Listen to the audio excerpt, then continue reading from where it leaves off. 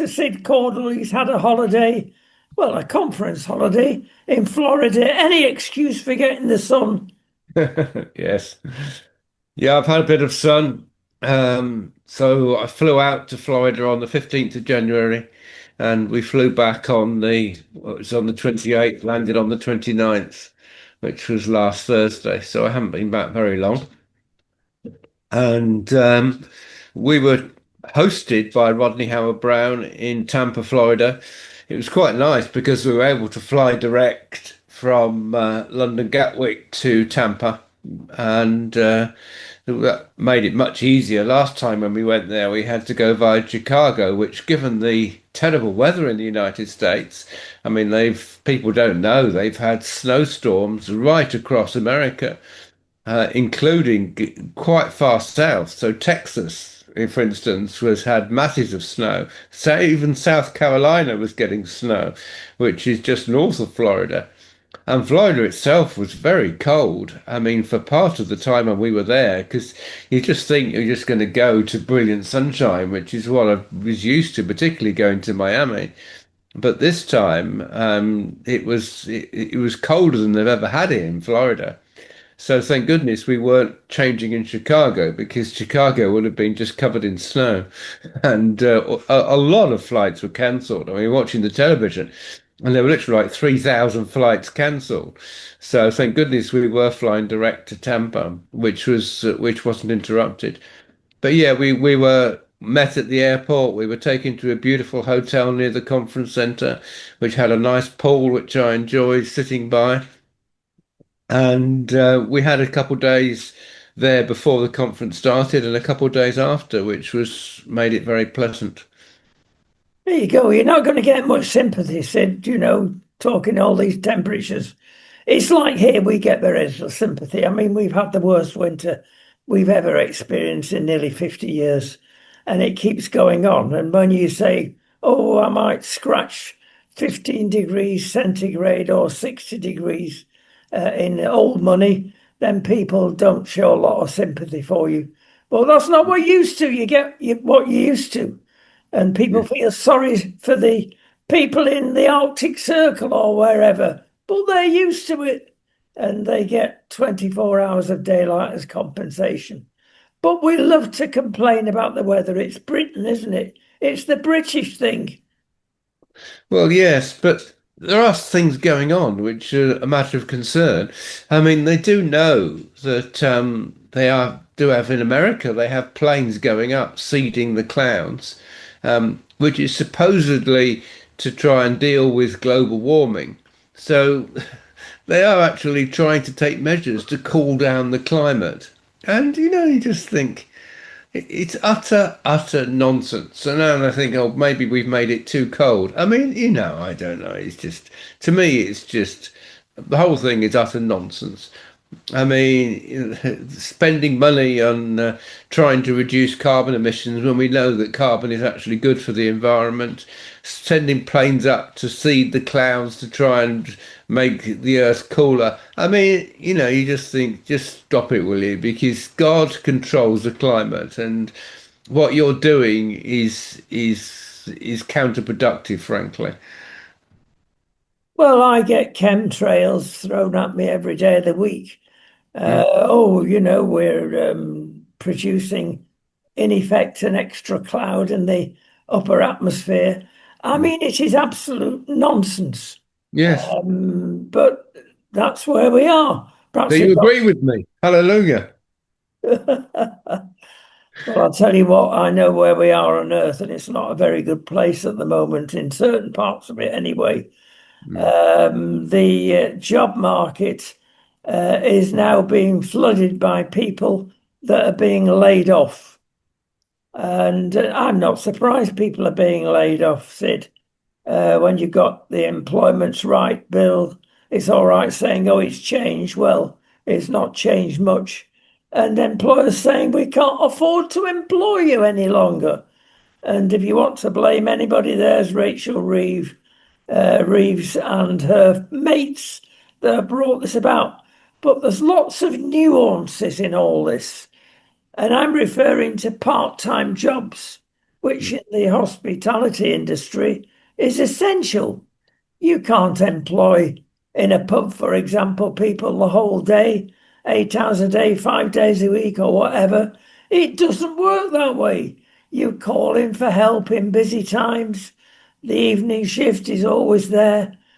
But when you are dictated to, and I'll use the phrase again, dictated to by people who've not got a clue how to run a bath tap, never mind a business, this is what you get. Yes. And you see, it's not just one thing, you see. I mean, it's businesses being affected by, like you say, new workers' rights that are being introduced, bans on 0 hours contracts, and so on and so forth. Then they're hit by increases in minimum wage. So then they're also hit by a reduction in the time that you're allowed to have before you can put somebody on full time. So temporary contracts are only allowed now for 6 months instead of for 2 years, which they had beforehand.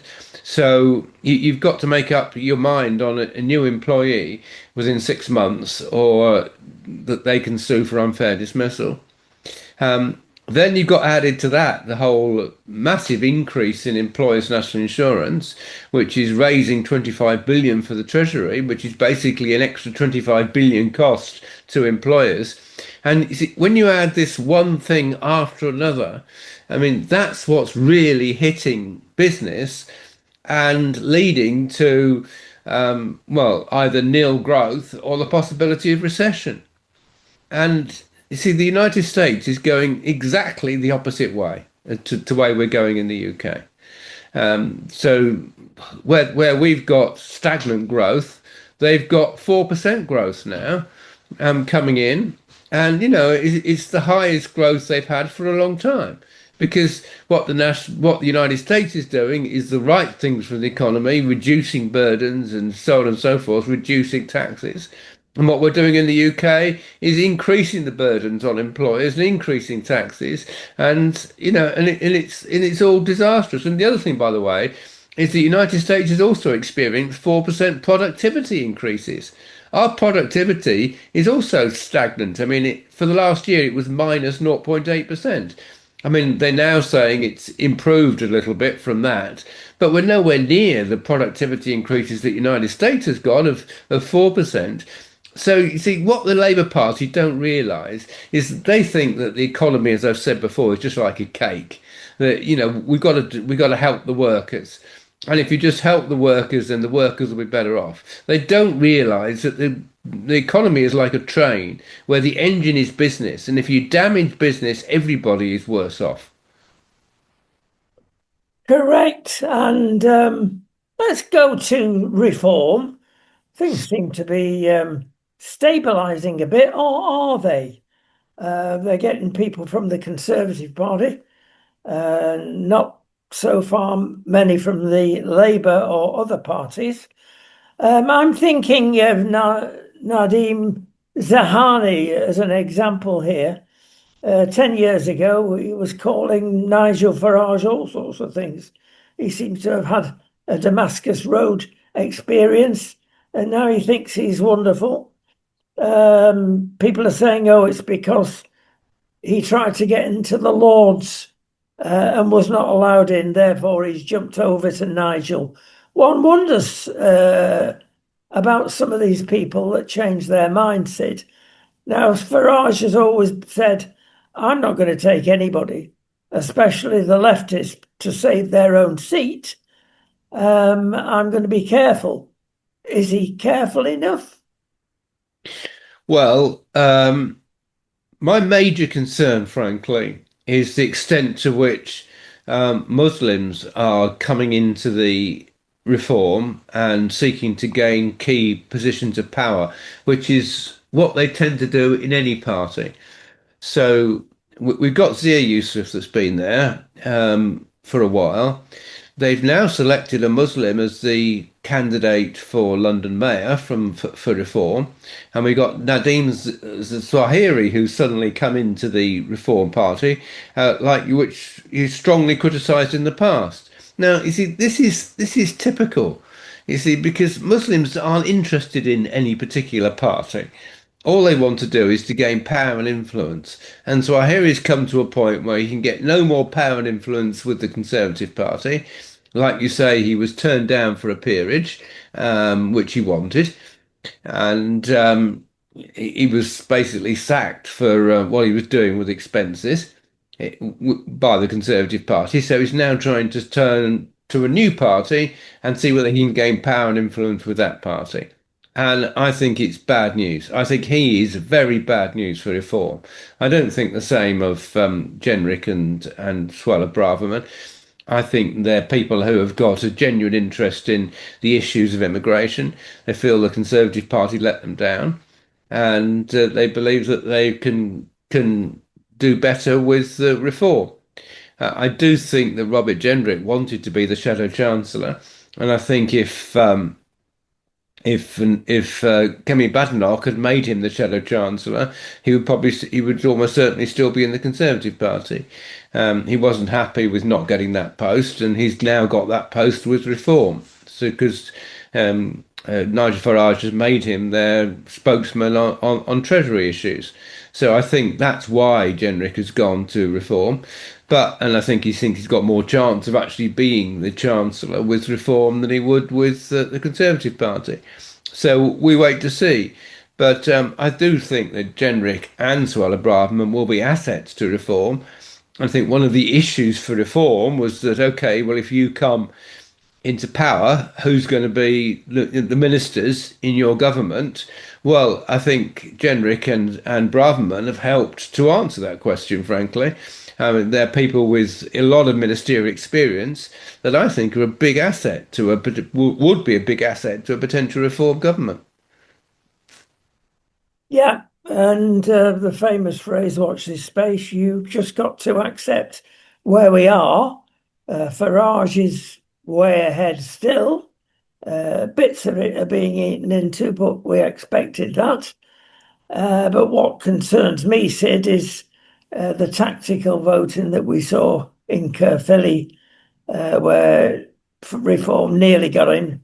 Thanks to Plaid Cymru, they didn't. And then we've got the other one coming up in Gorton in Manchester.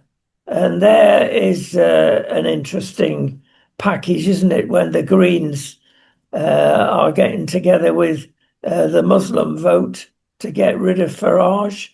It's a minefield, isn't it? Well, yes, it's interesting. You see, I'm the left, which includes the BBC, will all be desperately pushing for an anti-reform coalition. And so they'll be encouraging people to vote for any party to stop reform. I don't think the mood of the country, frankly, is stop reform. I think the mood of the country is get Labour out. And frankly, the Conservatives are playing the wrong game at the moment because they're saying a lot of negative things about Nigel Farage, and they've said very strongly negative things about Suella Braverman and Robert Jenrick for leaving them and joining Reform. And I think it would be much better if they just simply said, our priority is to get rid of Labour. We're not interested in what Reform is doing. We're happy to work with them to stop Labour, but what we've got to do is to get rid of this terrible Labour government. That should be the message coming out of the Conservative Party and coming out of Reform. They've got to stop fighting each other. And if that is the mood across the country, then people will vote for either Conservatives or Reform, for whoever can be in a better place to stop Labour and get rid of Labour. Now, in Caerphilly, you're quite right. They could see that there's no chance of Labour winning in Caerphilly, so Labour voters then turned to Plaid Cymru as the party that could beat Reform, because otherwise Reform was going to win. Now, what's going to happen in Gorton and Denton is by no means so clear. I mean, obviously, what the left would like is that everyone consolidates around the Green Party and the Greens beat Reform. But there's no sign at the moment that that is likely to happen. I think Zach Polanski had his interview this last weekend with Laura Kuenssberg, and he was asked some very clear questions about legalising drugs. He tried to avoid the question, but in the end, he basically said, "I believe that people should be allowed to do whatever they want to do, and there's no reason why people shouldn't be allowed to take drugs if they want to." That is utterly irresponsible, particularly because we were talking about youths. He was talking about young people, not people in the 30s or 40s that might be having some casual drug use. He was talking about teenagers being allowed to take drugs and saying that teenagers should be allowed. And he was talking about heroin and cocaine. So he wasn't talking about maybe a bit of marijuana, which itself is harmful. But he was talking about hard drugs, heroin and cocaine, and they both have serious effects on young people's brains, and it can lead to permanent mental damage and mental illness. And he's basically saying, yeah, I will legalise them, allow them to take it if they want to. Utterly irresponsible, utterly irresponsible. And frankly, I think it's if people vote for the Green Party, irrespective of the climate hoax, by the way, which is another issue, but just on this issue of drugs, I think the Greens have basically lost the plot. Yeah, and interesting from that interview, of course, but frankly, I think the monster raving loony party has got a more coherent plan for the country than our friend Zach.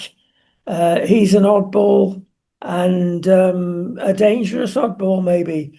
I'm going to talk a little bit more about the cliff, which is equal to about £100,000 a year earning.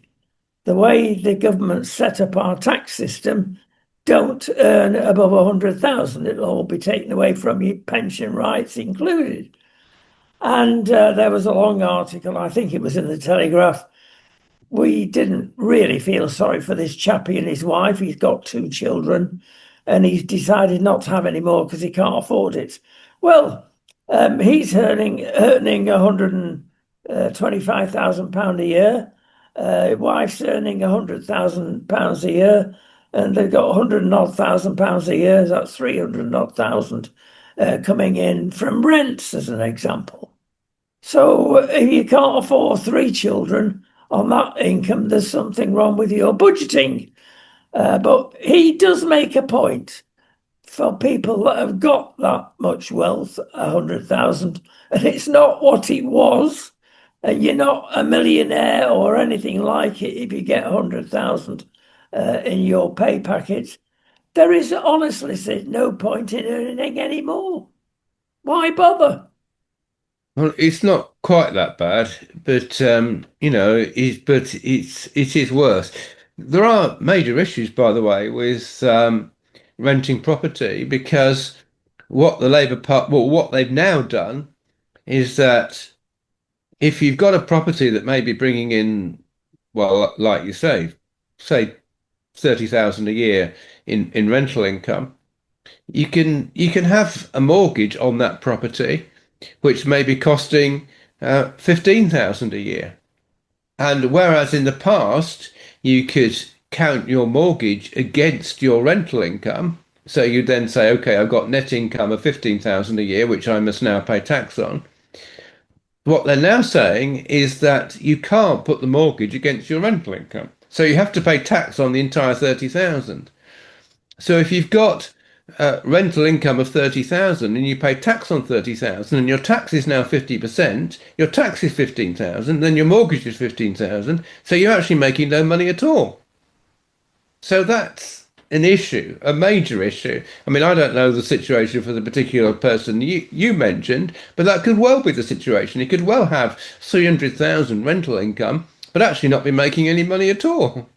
So yeah, it's not clear. But that aside, if you've got a normal situation where somebody's running a business or they're a chief executive of a company or something and earning a wage of 300,000 a year, then the situation is not that bad because the tax rate, the top tax rate is still 45%, and above the level of 35,000, which is a relatively low level, there's no more national insurance to pay. So people at the top end pay the 45% tax with no national insurance, so still make 55, still uh, carry on receiving 55% of their earnings, which is okay.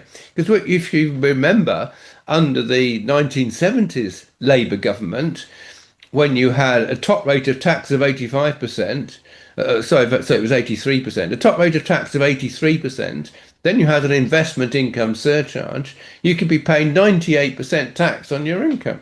So you only kept 2%. I mean, it was just ridiculous, frankly. Well, we're nowhere near that level now.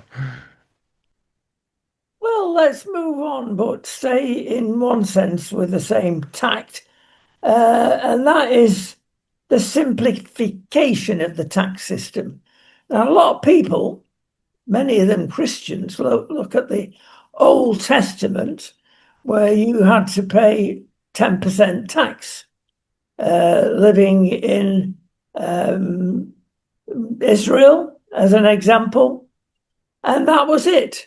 There was no inheritance tax, capital gains tax, all the fancy taxes we've got now, all the ways around them that the rich can afford and nobody else can.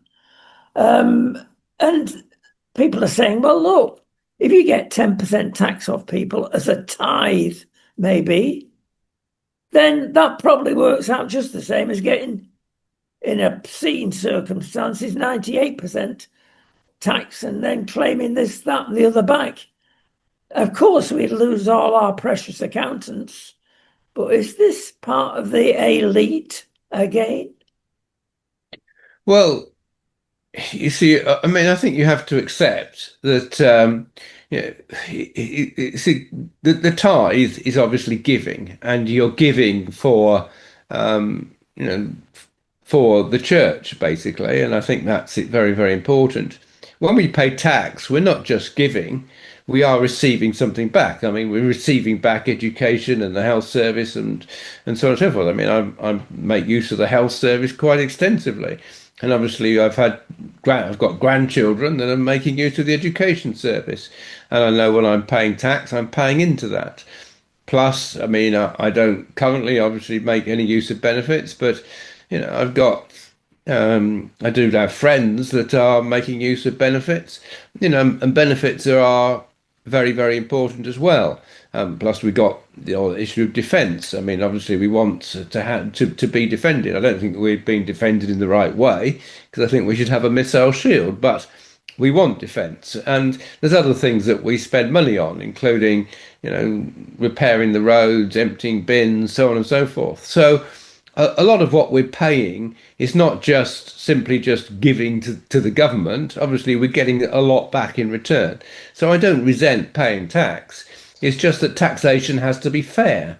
And the way this government is doing it, they're wasting enormous amounts of money on quangos, on these quasi-autonomous non-governmental organisations, in which the spending has gone up to 335 billion. That's the issue. The government's wasting money. We don't want to just say, oh, we've got to stop paying tax altogether. No, not at all.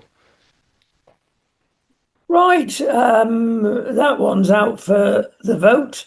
If you look at, it's not just the fact of, yeah, we understand that we have to get taxation to get our services, but the wisdom in the distribution of the tax, I think you're saying, Sid, is Yeah. not really there.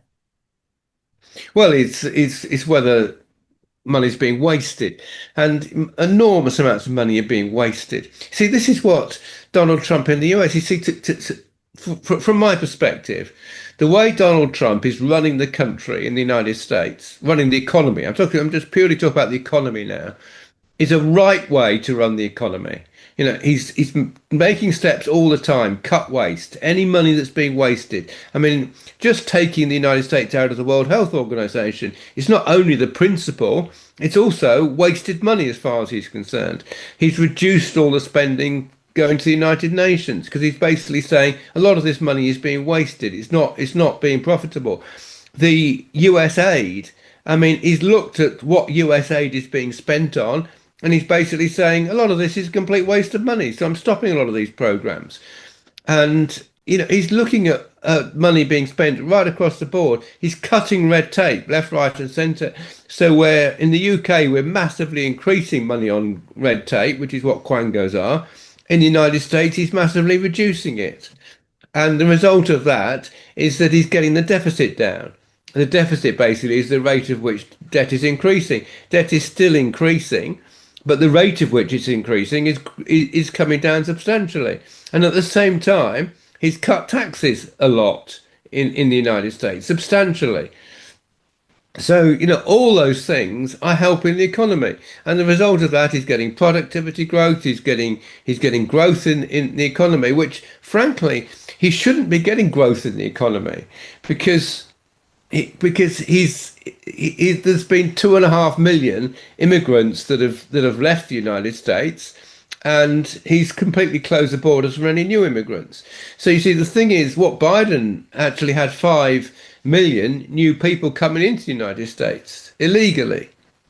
And that 5 million he was basically sending to different cities. Now, with 5 million increased number of people in the country, you would expect to have growth in the economy because you've got a lot more people there. If you're getting rid of people and sending them away, you'd expect to be losing all the productivity of those people. They're no longer working in the economy.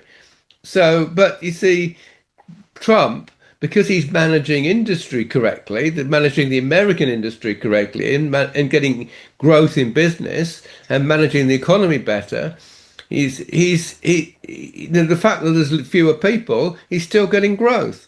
And the same applies to debt, by the way. You see, because if you think, okay, if you're spending a whole lot more money and borrowing money to spend it, you would expect then to get growth in the economy because the government's spending a lot of money. And that's what Biden was doing. He was spending loads more money and massively increasing the deficit. But because he was having a negative effect in other areas and never negative effect on industry, he still wasn't getting the growth that you would expect.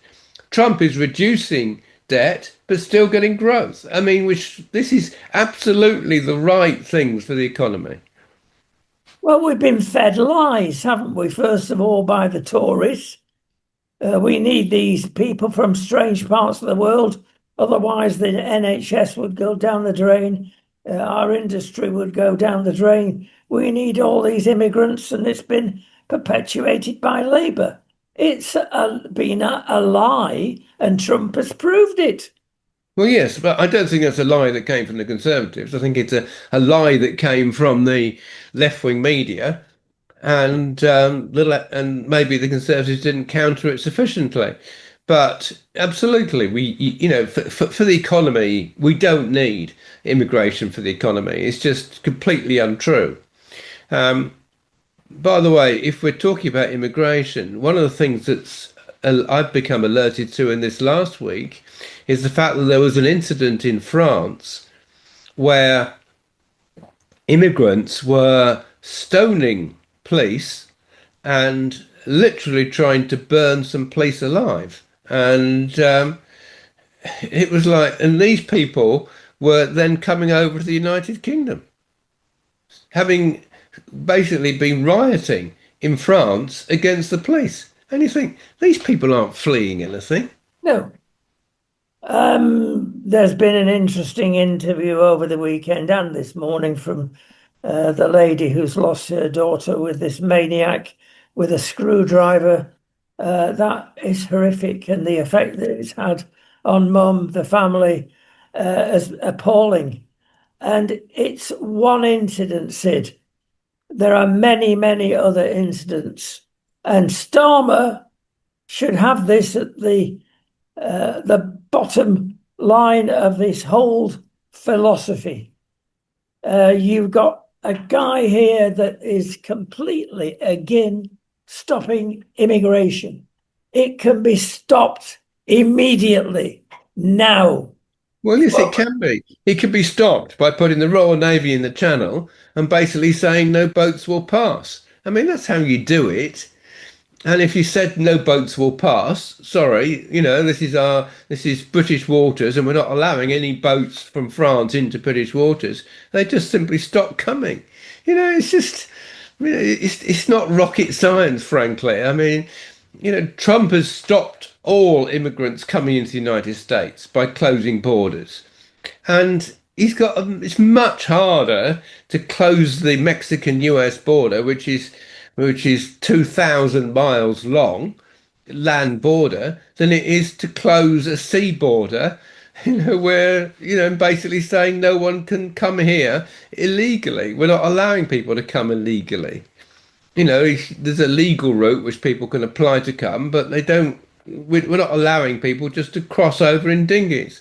And the idea that they need to because they're fleeing something is simple rubbish. So we can stop it. We can easily stop it. They've got no will to stop it. It's interesting. I was talking to somebody on social media this last week in relation to the Gordon and Denton by-election. And he was saying, oh, we've got to stop reform. They're divisive to our communities. And I'm saying, what are they? In what way are they divisive to communities?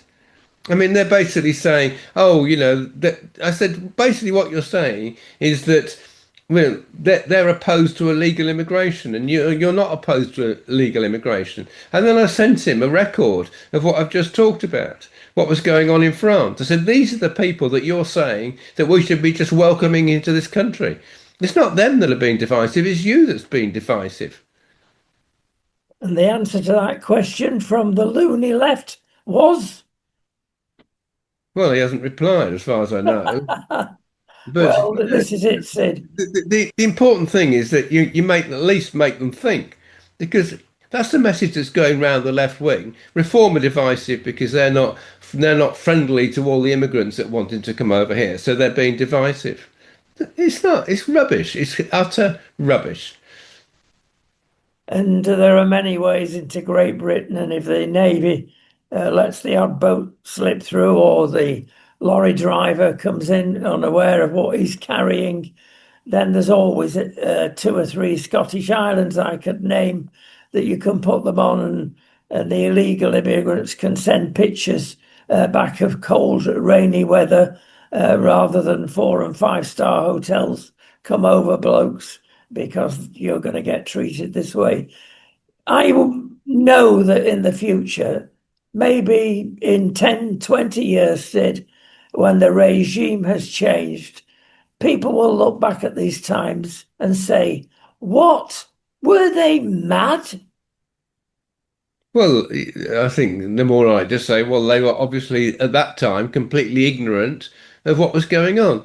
You see, to be fair, I was ignorant of what was going on for a long time because I had no idea who these people were that were coming over. And the first question I asked was, how many of these people coming over are Christians? Because I know there's at least 300 million Christians in the world that are being persecuted for one reason or another. And we know from Nigeria, there's churches there being burned all the time. There's people being kidnapped, and it's horrific. Some of the things going on. Trump has intervened to a degree, but there's still an awful lot of bad things going on.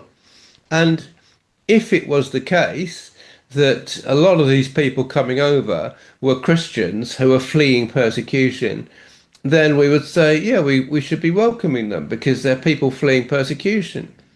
But then when I asked, and got the evidence was there's virtually no Christians coming over.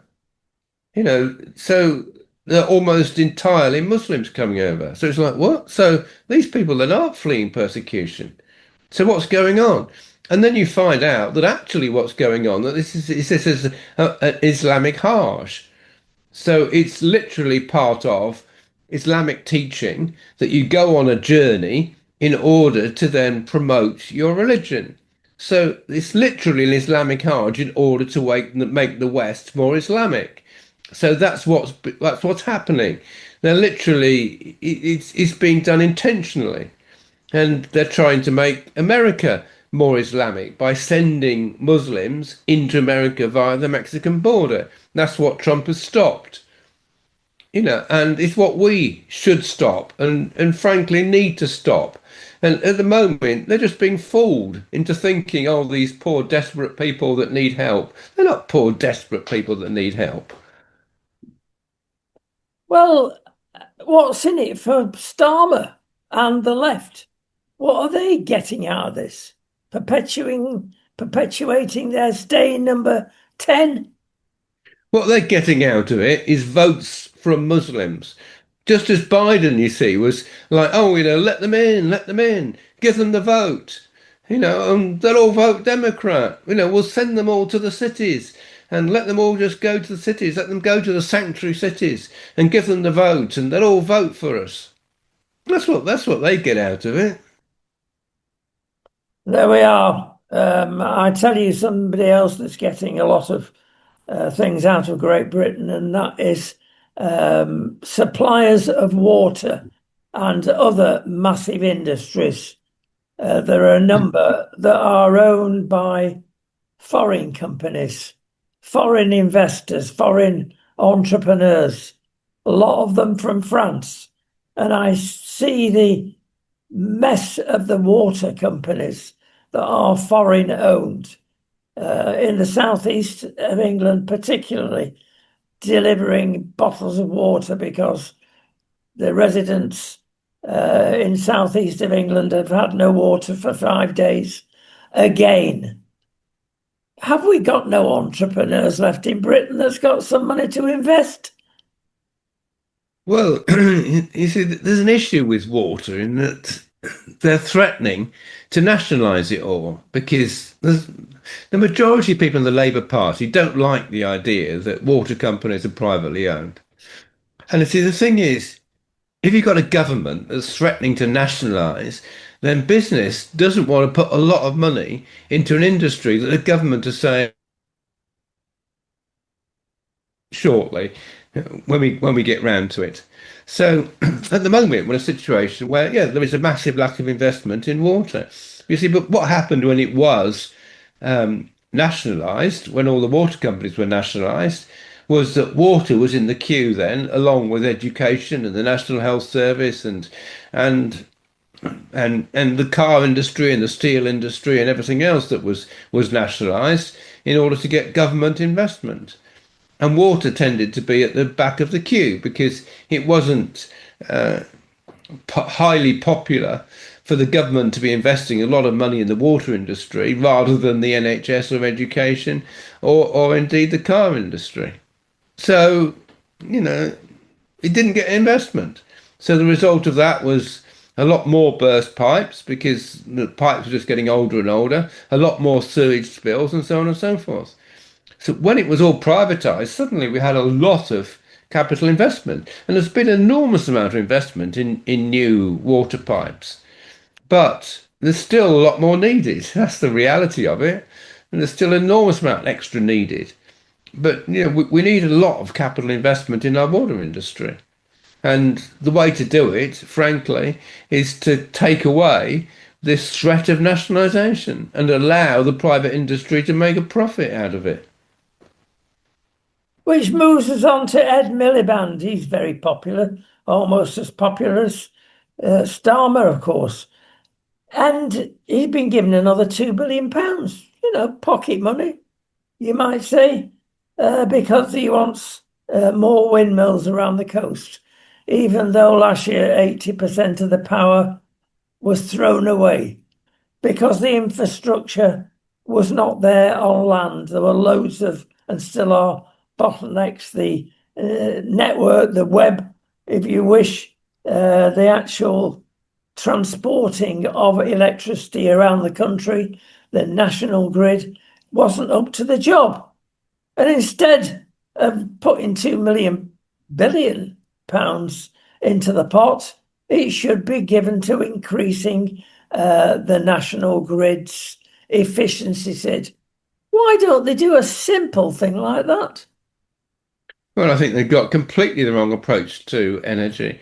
You see, Ed Miliband promised us prior to the election that if we go for green energy, then our bills will be cut by, on average, £300 per household. That's what he promised us, and it's just not happened. They've put all this money, but the thing that they've done that's absolutely terrible is to stop all investment in the North Sea, because the left hate fossil fuels. for irrationally. You see, Trump's got the right idea. I mean, he's just drill, baby, drill, and massively increasing the investment in oil in the United States. And incidentally, he's also now increasing investment in oil in Venezuela because what he's done in Venezuela, incredibly, is working. But this idea that somehow that we've got to stop all drilling of oil and we've got to have all our eggs in one basket, which is windmills and solar power, and maybe a bit of nuclear. That's got to be our total energy policy. It's disastrous, frankly. The whole aim of what they're doing is disastrous, and it's an utter mess. We need a government back in that will drill, baby, drill in the North Sea and get oil and gas back from there because there's plenty there that we can get out, and then we can actually get our energy bills in the United Kingdom back down proportionate to energy bills in our competitor nations because the energy cost of energy is a massive drain on business as well as a big drain on consumers. It's going to be interesting to see how things that work out with the UN because people are beginning to realize what a hoax this climate change is, and the WEF. They are having debates, and about time. But Mm. I'll tell you what, in the real world, because I'm sure they are not, Meta, Facebook, they're now realizing, and other of our great internet providers, they've admitted now that they did censor lots of tweets before Ellen got hold of X or changed Twitter to X.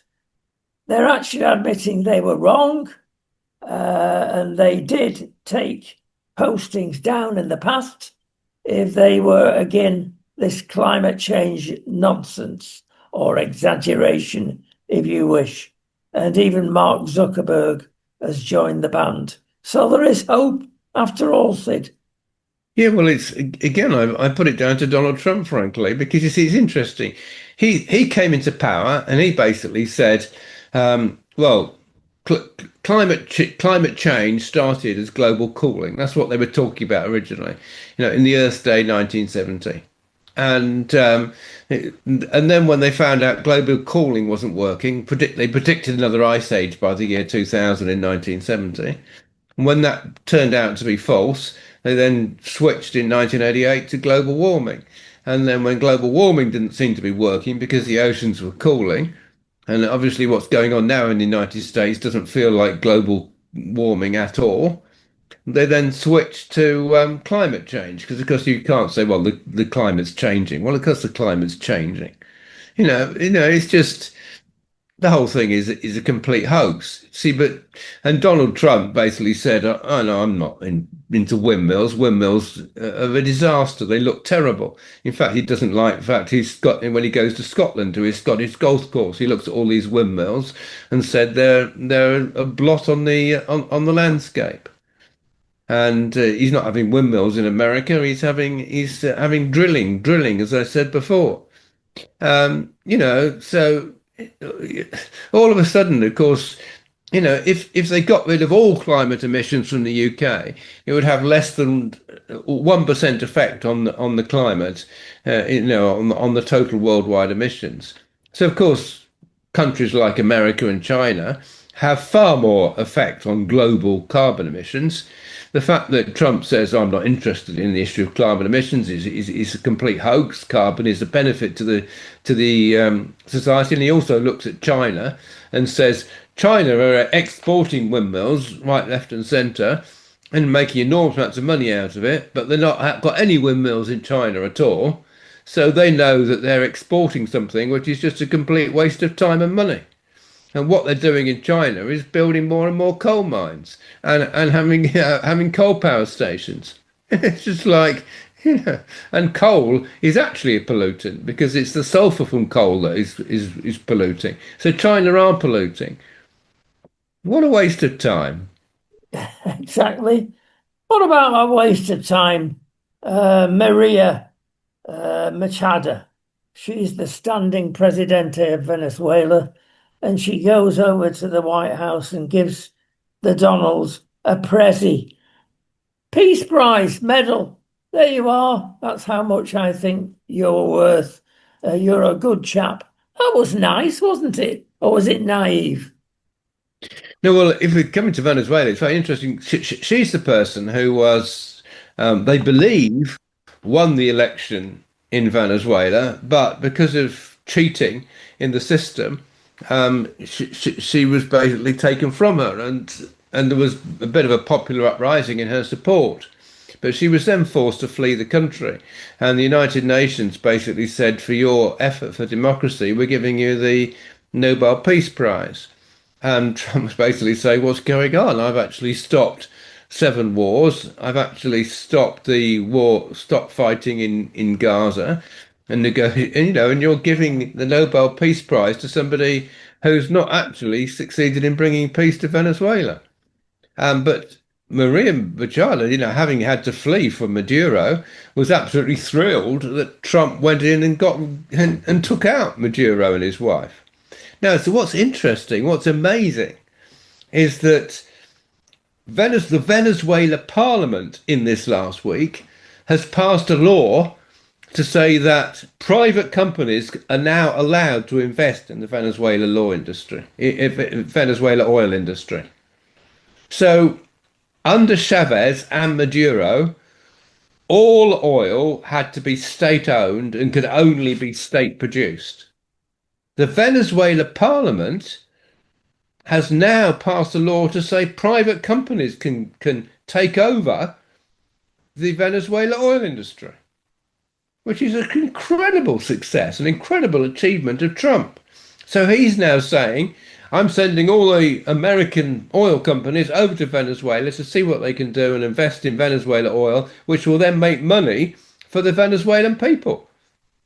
Now, at the moment, they've still got a government that is basically communist. But the communist parliament has passed this law, and they've only passed it under pressure from Trump. So it seems as though he's actually achieving what he wanted in taking out Maduro at no cost to American troops and no cost to American lives at all. And it is frankly an amazing achievement. That's not been highlighted by the media in this country at all. Most people don't even know what I'm talking about.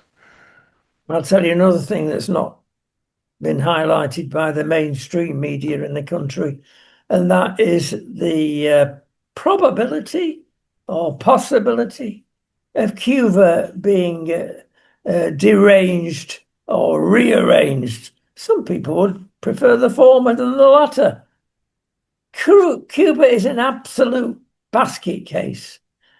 Most of the drugs that Trump was against and entered Venezuela because of the drug problem, amongst others, were actually shipped over to Cuba.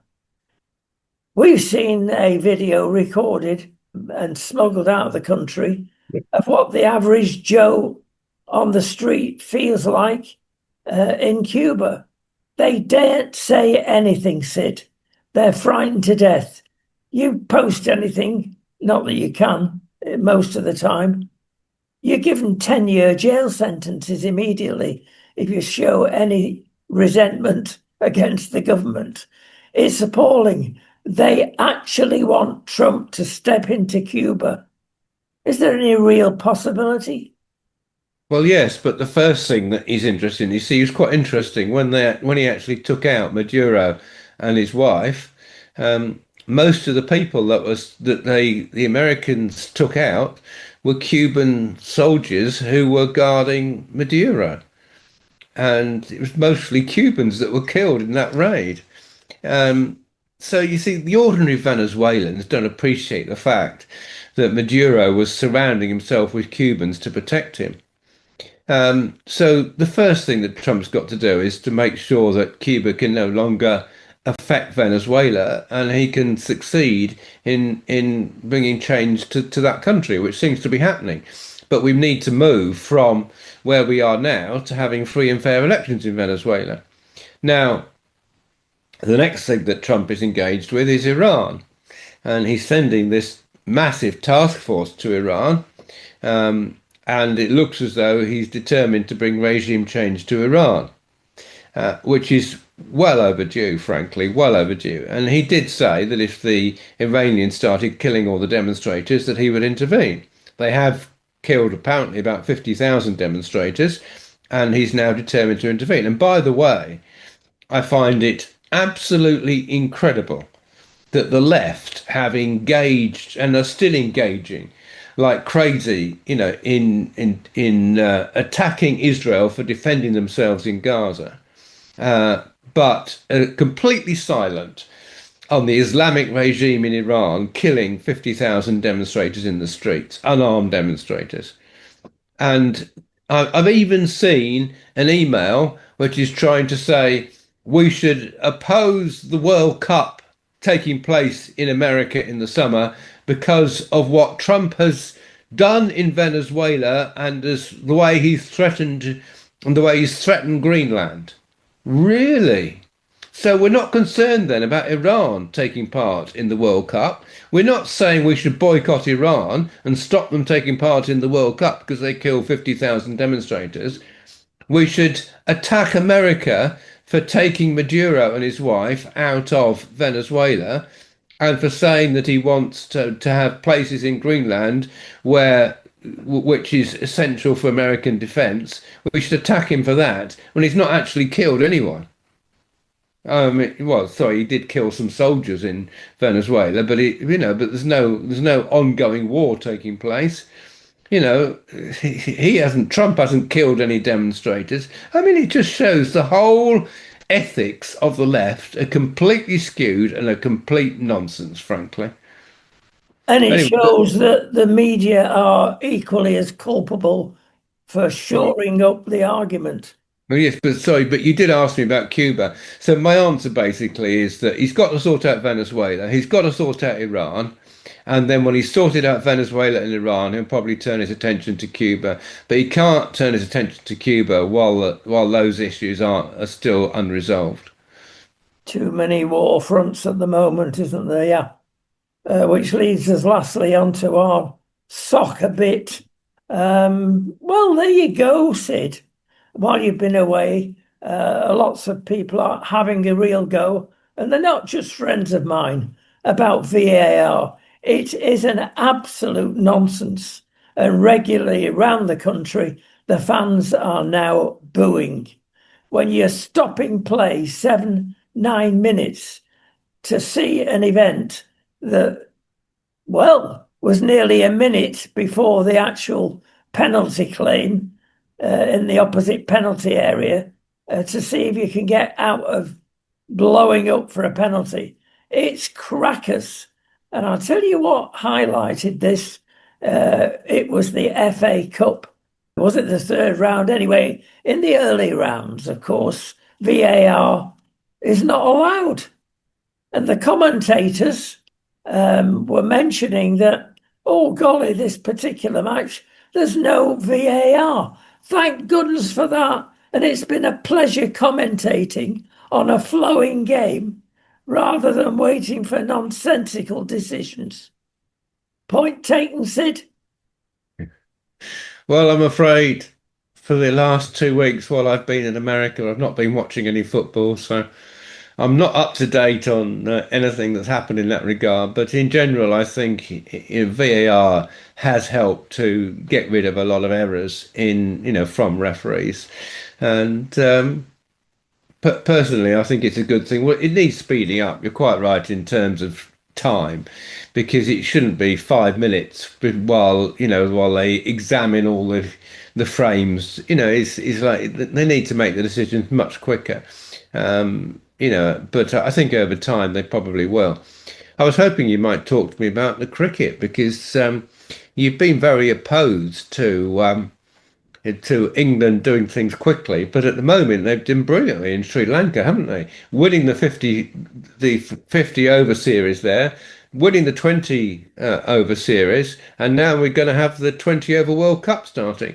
Jeffrey Boycott wouldn't be in any of these teams, and his approach to cricket would be just, would be wouldn't stand a chance. He wouldn't be selected in modern cricket. I'm afraid your hero wouldn't have a say in anything that's going on.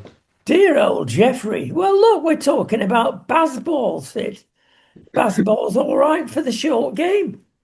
And but in a test scenario, it is a disaster. Couple that with complete indiscipline and lack of know-how, and you got what we did in. Well, it's all right. If you want to lose every Ashes game, carry on with baseball.